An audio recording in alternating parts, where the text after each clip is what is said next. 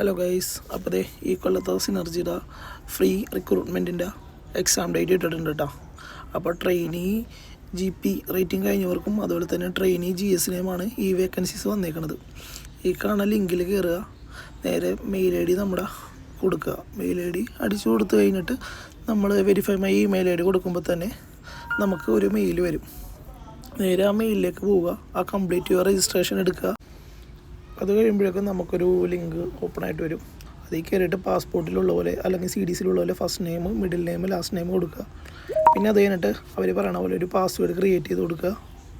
Okay, അത് കഴിഞ്ഞിട്ട് ആ പാസ്വേഡ് കൺഫേം ചെയ്യുക. പിന്നെ അത് കഴിഞ്ഞിട്ട് നമ്മൾ ഏത് റാങ്കിലേക്കാണ് അപ്ലൈ ചെയ്യണത്, GP റേറ്റിംഗ് ആണെങ്കിൽ GP rating, GS trainee GS ആണെന്നുണ്ടെങ്കിൽ അത്. പിന്നെ അത് കഴിഞ്ഞ് organised by Synergy Maritime Recruitment സർവീസിൽ കൊടുക്കുക. പിന്നെ ആ ടിക്ക് കൊടുത്തിട്ട് നേരെ സൈനപ്പ് അങ്ങോട്ട് ചെയ്യുക. പരിപാടി കഴിഞ്ഞ്.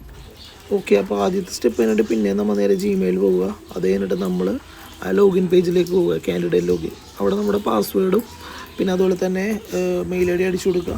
നേരെ ആപ്ലിക്കേഷൻ ഫോം എടുക്കുക.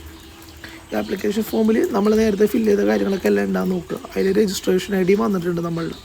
പിന്നത്തെ പരിപാടി എന്ന് വെച്ച് കഴിഞ്ഞാൽ നമ്മൾ ഇത് വായിച്ചിട്ട് ഓരോ കാര്യങ്ങൾ നമ്മളെ പേഴ്സണൽ ഡീറ്റെയിൽസാണ് അത് ഫില്ല് ചെയ്ത് കൊടുക്കലാണ്. അത് ഈ ഫോൺ നമ്പർ പിന്നെ അതുപോലെ തന്നെ പാസ്പോർട്ട് നമ്പർ, ഇങ്ങനത്തെ കാര്യങ്ങളൊക്കെ കുറച്ച് കെയർഫുള്ളായിട്ട് ചെയ്താൽ ബെറ്റർ ആയിരിക്കും.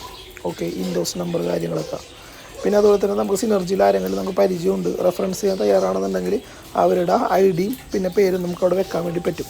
പിന്നെ നമ്മുടെ ഈ ഫോട്ടോ അപ്ലോഡ് ചെയ്യുമ്പോഴാണ് മെയിനായിട്ട് ഒരു കാര്യം ശ്രദ്ധിക്കേണ്ടത്. നമ്മുടെ ആധാറിൽ ഏകദേശം മാച്ചിങ് ആയിട്ടുള്ളൊരു ഫോട്ടോ തന്നെ കൊടുക്കാൻ ശ്രമിക്കുക.